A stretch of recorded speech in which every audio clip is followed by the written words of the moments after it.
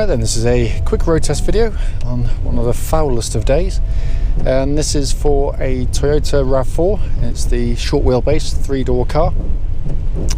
This particular car is registered WD55PUV and mileage currently 121,092 miles.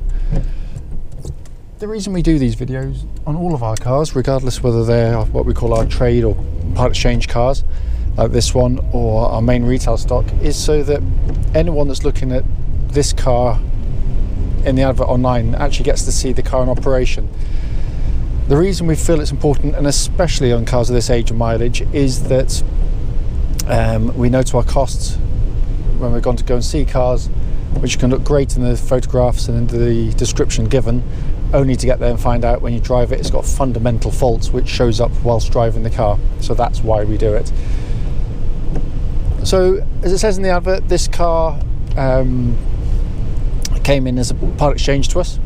A chap bought a Lexus from us, and these were very, very popular cars back in the day. I mean, we used to sell loads of them probably 10 years ago or so, and the 3 doors very popular indeed. This one being one of the very last they made, I think, 2006 model 55 plate.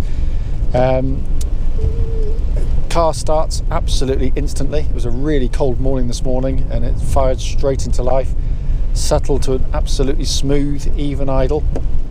The engine pulls really, really nicely and sounds as sweet as a nut. Typical Japanese 4-cylinder engine. It is a beautifully, beautifully engineered thing. But as I said, the engine pulls as it would have done when it was new. It's tractable. It's, you know, when you rev it, it's just so sweet natured. It really is. There's no warning lights on the dashboard at all relating to the engine or any other part of the car. And temperature gauge, the car's been running for some time now, just under half, which is exactly where it's meant to be on one of the cars as well. Engine then feeds through into clutch and gearbox. Clutch on the car, absolutely spot on. Bite point's good. Actuation's slick, no creaks, no squeaks, nothing at all. Absolutely fine. Gearbox, 5-speed, typical Japanese box again. Very, very slick shifting. All the gears have a really lovely quality of actuation going up and down the gearbox. The synchro meshes are all good. The springing between them, the gate, all still feels really slick and solid. So all absolutely spot on there. Steering on the car, which for the RAVs of this generation was one of their strong points. Really lovely power steering system, you know, far more sporty than you'd expect for a car of this type. It was way ahead of the game. It still feels incredibly tight on the road. The steering by modern standards is still fantastic. In fact, it's better than some modern cars, in fact a lot of modern cars. But it just flows through corners really nicely. As I said, even with the miles on the car, it still feels so crisp and tight in everything you do. It tracks nice and straight. There's no vibrations at this speed or any speed I've been up to the legal limit, so all good in that respect. Chassis of the car, what I'm looking for on road tests, particularly with cars with a bit of age on them and a few miles, is any kind of noises coming from underneath. So driving on normally, there's nothing. There's a particularly nasty bump I'm about to go over. I'll wait till I get to it. So it's about 100 yards down the road, but it really tests the cars. So just coming up now.